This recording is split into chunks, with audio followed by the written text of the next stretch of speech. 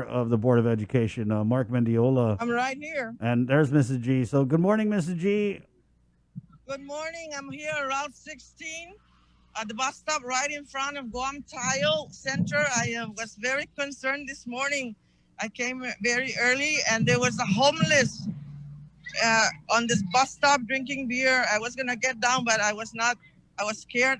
So I saw some little kids already coming toward the bus with their older siblings. So I told them to stay with them until, that guy moves away. I did call the superintendent and even the mayor of Tamuning to please have GPD come here and remove the guy. By the time I came back, the guy moved on his own. But this is something that's very dangerous. We know with these kids coming here and these are the elementary kids. And for them to find this somebody here at the bus stop, especially he's drinking alcohol. I hope that the Guam Police Department, Chief Ignacio, please have your people check these bus stops in these areas because we cannot afford for any danger to our kids. These are the elementary. They're going to Chief Brody. They're all wearing their masks. They're so excited. They have some of their parents and older siblings here waiting for them until the bus arrives. Well, thank you, Mrs. G, for your service. I appreciate very much that you're out here. I mean, you don't have to be here out there doing the rounds, you know what I mean? And thank you for calling the cops. I've seen that a lot. You know, used to run early in the morning. You would see just people passed out at the bus stops. So that's definitely an issue. I appreciate it, Mrs. G. Thank you. We're going to go to board chair. Ms. G, if you want to hang out, we do have the newly elected board chair, Mark Mendiola. Congratulations, Chairman Mark.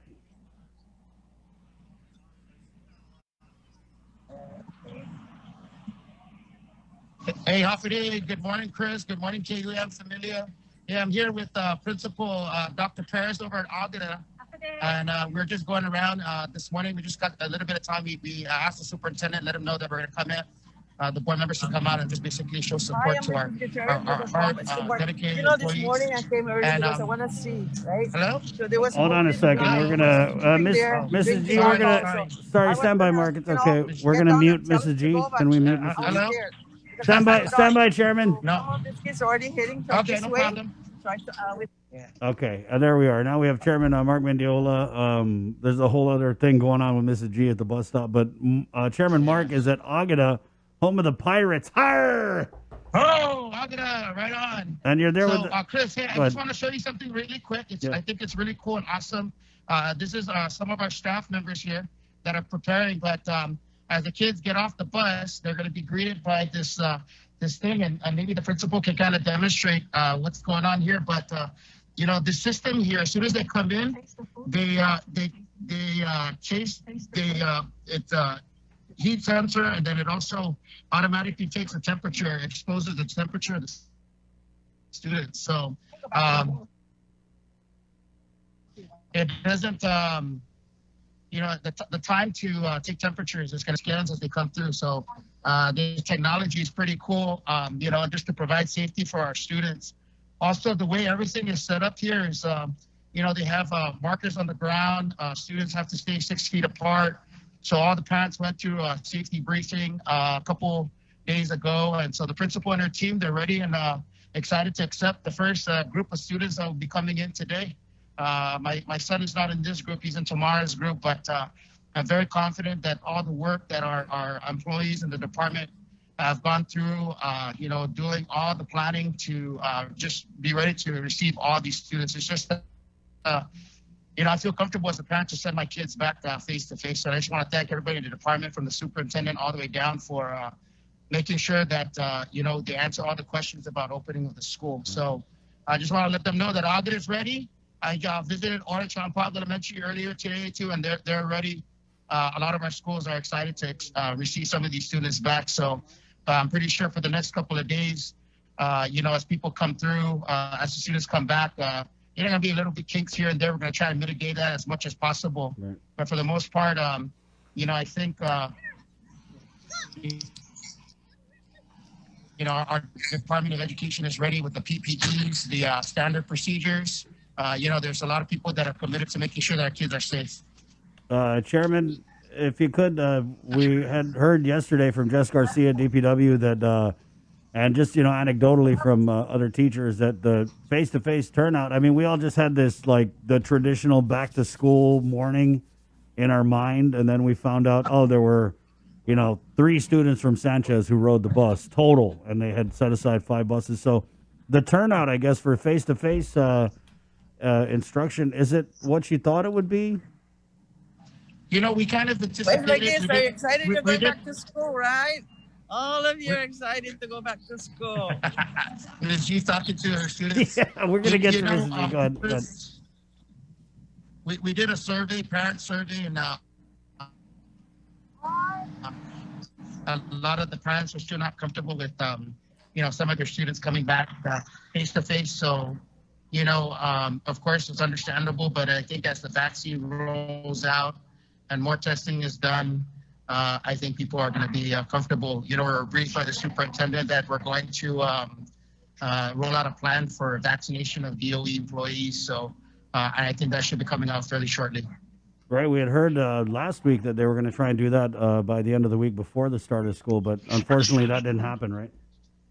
Yeah, we had a heavy brief by Dr. Cabrera and Dr. Cruz. There was a lot of questions about people's pre-existing medical conditions, and there's just a lot of questions regarding the vaccine itself.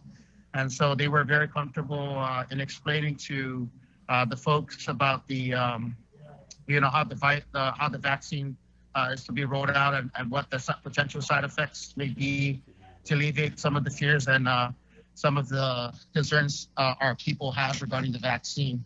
But I'm pretty sure as things start to roll out, I know at the University of Guam today, they are rolling out kind of like a mass vaccination site at UOG. So we're hoping that, our employees and our teachers and our staff will take advantage of the, if and when they decide to roll out the vaccination plan for our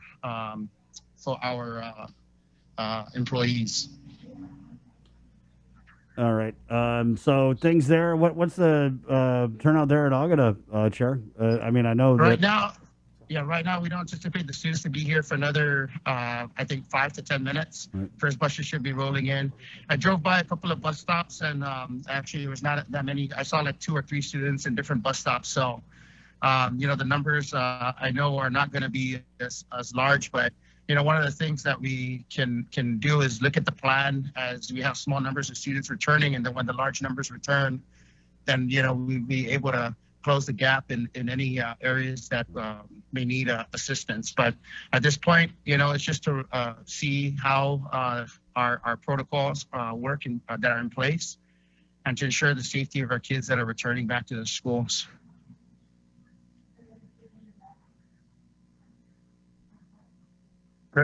Yeah, I'm here. So hey, yeah, go ahead.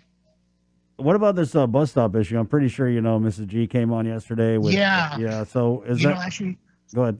Yeah, Ms. G actually raised that issue with us in our chat group. She went around over the weekend, and we're able to communicate with the Mayor's Council President Jesse Alec, as well as Mayor Savares, who's on our board. And so last night, as part of the discussion that came up. And I think there are people who have been already mobilized to kind of address some of the areas that were raised. But there are a lot of bus stops around the island. And, as a community, we just got to come together in terms of community response. I know it's kind of a little bit late in where we're at right now. School's already opening, but, we got to take care of it. I know I'll be volunteering some time with my family over the weekend to go out to the bus stops around our area. I'm calling out all the folks that are in our neighborhood watch programs to, just take a look around and see if their bus stops are safe for their kids, and, just take a proactive step in trying to help, clean up the bus stops. I know it's very disheartening. Ms. G was very, I think she's still there, but, showing up to the bus stop with people who are drinking all night and passing out on the bus stops is unacceptable. So we need to send a clear message that that's not acceptable, because we don't want our kids to be greeted at bus stops with, inebriated or drunk folks. So definitely a lot of discussion is going to happen, and action is going to happen immediately to deter that type of behavior around the bus stops. And again, for you guys just joining us, we're speaking with the newly elected Board of Education Chair, Mark Mendiola. He was the vice chair in the last term. Let's talk a little bit about that, Mark. I wasn't able to see the meeting, but if you could just give us Sure. the 411 on what went down with your election as the chair. Yeah, so I just first off, I want to thank our former chair, Maria Gutierrez. Both and I have been at it since on the board together for the past since I was appointed by Governor Calvo, and then I ran for a 2-year term, and then finished that term, and then now going through this term. But she Here comes the bus. she kind of let there's the bus. She kind of let the Here's the bus. there's It's the like bus. the chief roadie. Hold on, Jay's going to mute Right. it. Hey, Yeah. Jay. So, Ms. G kind of led the effort, this past year with the opening of schools. I, along with her and our colleagues, there's tremendous amount of activity going on. We want to ensure our stakeholders had a say at the table. So, we'll continue to pass on. But last night's meeting, I was grateful for the support of my colleagues. We were able to have an election as prescribed by law in January. And unanimously, I was able to get the support of my colleagues. And Dr. Mary Okada had a unanimous support as well to be as vice chair. Ms. Gutierrez will still be on the board, and she's pledged her commitment to continue to work to advocate for our students. Some of the challenges that we face, of course, this upcoming year would be ensuring that we continue our oversight or just working towards addressing a lot of the issues regarding the pandemic. But the second other challenge that we're going to be faced with is our budget situation at the Department of Education, and how to get the resources to carry out our mission. And so each of our colleagues, we're going to be having a board retreat to kind of organize ourselves into committee chairpersons, and we're also going to be working to organize and figure out, kind of like a strategic plan, if you will, that we're going to help lead the department for the next 5 years and develop that plan so that it can be a driving force and a driving force towards our true goals. And of course, it's student achievement, ensuring that our schools are safe, and we address a lot of the facility issues and challenges that we have within the department.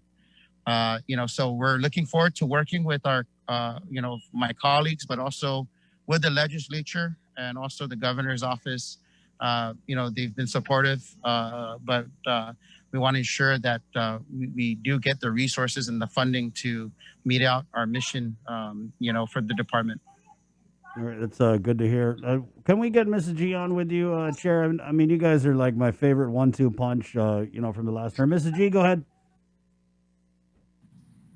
Unmute. Can you hear me? We can. We're on here with Board Chair Mark Mendiola, and I was just telling him you guys were my favorite 1-2 education punch. Okay. The students have left already on the bus. There's about 10 students. Now I'm going to pick up the trash around the bus stop. Yeah. Then You I'm said going that to you- head over to the other school, but I'm very concerned about this bus stop right here. And I talked to the parents to please don't leave their kids until the bus gets here. And the police officers, thank you, Chief Ignacio, Mayor Rivera. The police officers were here, and they took care of that situation about that guy that was here. So now I'm going to pick up the trash and head over to the other schools. Thank you. Thank you, Mrs. G. All right, Chairman Mark, again, congratulations, and keep us in the loop. Especially, Yeah, absolutely, Chris. And I just want to thank you, the KUM family, for always, checking in with us and making sure that, we get our message.